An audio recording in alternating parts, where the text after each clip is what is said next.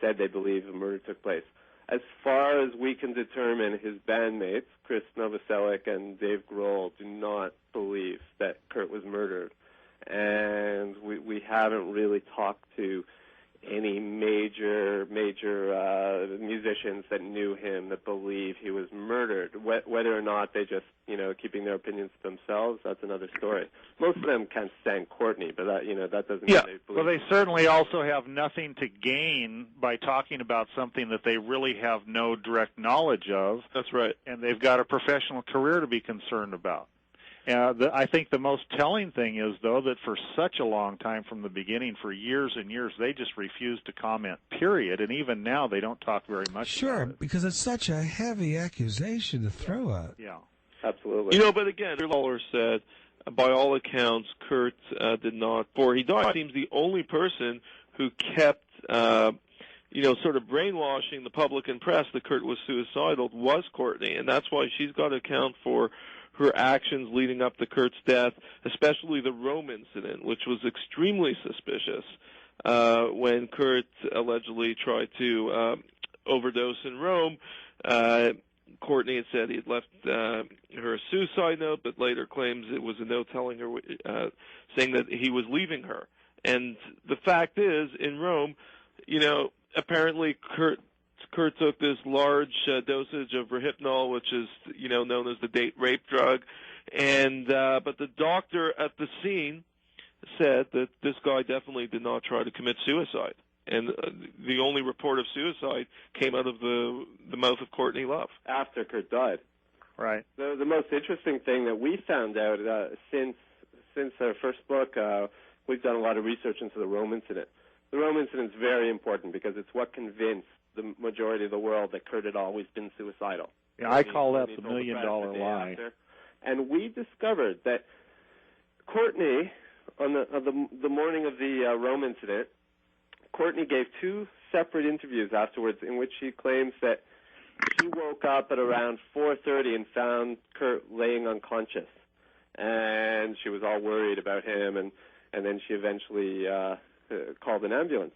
Turns out that in both these interviews, she says she found him unconscious around 4:30 in the morning, yet she did not call the ambulance till 6:30. 2 hours she let him lay there unconscious, and she even gave one interview where she said she thought he was dead. So very suspicious that he just happens to gone into a coma from ingesting the date rape drug, Rohypnol. We found that it was Courtney's prescription, not Kurt's. This was Courtney's prescription of Rohypnol that she got in England, and she waited 2 hours to call the ambulance after thinking he was already dead. That's right. By her own admission. That's right. Very, very suspicious. Yet the Rome incident's what's convinced the world that Kurt was always suicidal, and that the April and Max spoke to the Rome doctor, by the way, and the Rome doctor certainly did not think that Kurt Cobain tried to commit suicide. All right, let's take a break as we continue. Ian Halpern, Max Wallace, the author of Love and Death, The Murder of Kurt Cobain. You're listening to the Allan Handelman Show. Rock and Roll Talk Radio. This is an amazing story that won't go away. Was Kurt Cobain murdered? Is the media wrong when they constantly refer to the case as a suicide? Doesn't sit right with me, because I've been following this case with Tom Grant from, nearly, 8, 9 years now? And now it's exploding open. This time the big difference is the media is not afraid to deal with it. The mainstream media. We're talking about the Today Show. We're talking about CNN. And Dateline this past week on NBC. Tomorrow on the Today Show. So, all of a sudden, the fear of Courtney Love is not there. And this book just hit the streets. Love and Death is the name of the book. The Murder of Kurt Cobain. You can go to BarnesandNoble.com, Amazon.com. And the CobainCase.com is Tom Grant's website. Ian Halpern is the author, along with Max Wallace. And welcome back to all you guys. And welcome. Thank you. Pleasure. Let's talk about the suicide letter. Sometimes people will say, well, it's obviously the same handwriting, but that's not what I heard of it. There's actually 3 or 4 handwriting experts that said the bottom part is not the same as the top Yeah, part. first of all, the suicide note never mentions suicide, the word suicide. The last 5 lines of the note, the only part that seems to deal with any motive for suicide, it's a totally different handwriting, according to a couple of top handwriting experts. The first part of the note seems that he's only quitting the music business, not life. Now, I have a question for Tom Grant. Tom, could you talk about this note that was found in Courtney's backpack of her practicing handwriting? Well, one of the items of evidence that Rosemary Carroll gave me, she called me one day and she says, Tom, I've got something to show you. Can you come over tonight? And she invited me over to her house, which was in Los Angeles, not too far from my office. So I went over to her house that night. Courtney had left her backpack there from the Peninsula Hotel, and Rosemary had decided to go through it because she was suspicious of what was going on.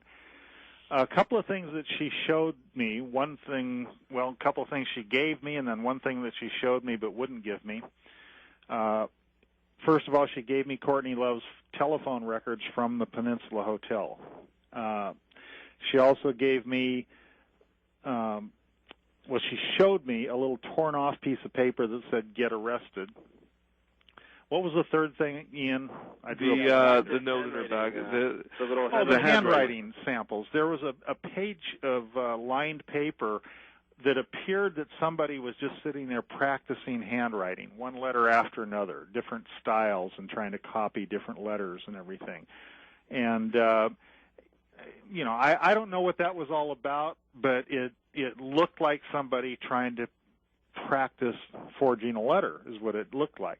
Now, like they said, Rosemary Carroll believes that the so-called suicide note was forged or pieced together or traced over or whatever. I don't believe that, but I do believe that there are a lot of documents that Courtney Love and people around Courtney Love have forged other people's names on and have written other notes for other people. And I believe this is a good indication that they actually practiced doing this.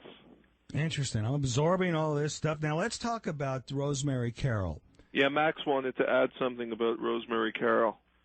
Well, you actually hear her on these tapes talking about how she believes that the suicide note was a forgery or it was traced or was a pastiche of things that he had written before, traced or cobbled together from his notebooks.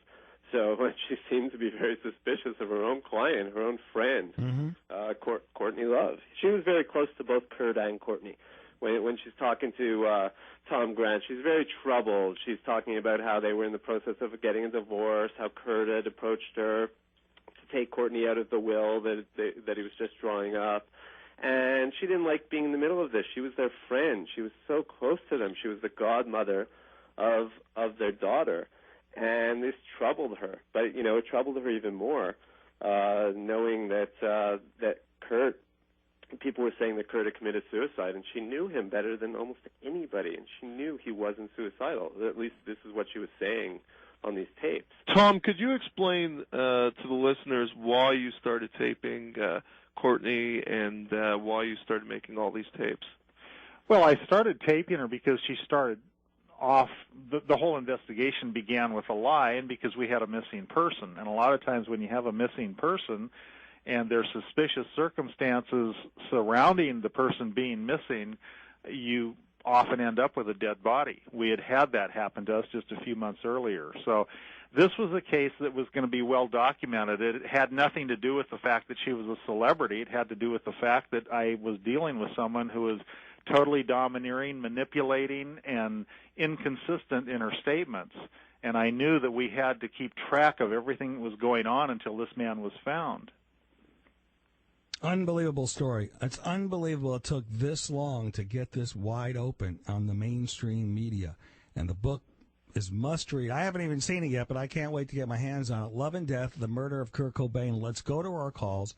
800-ROCK-TALK. Let's go to, I think it's Chris. Line 1, Chris, you're on. Welcome to the show. Hey, I'm in Raleigh, North Carolina. I listen to your show a lot. Good. Thank you, man. I called you before during this. You were talking about it before. You mean back about 6-7 years ago, huh? Yeah, it was a while. Okay, go ahead. And I asked you a question about how the gun was and how they found it. I asked if it was in his hand, and you had told me that they found it in his grip, in his hand. And, you know, if anybody's taken any kind of criminal investigation classes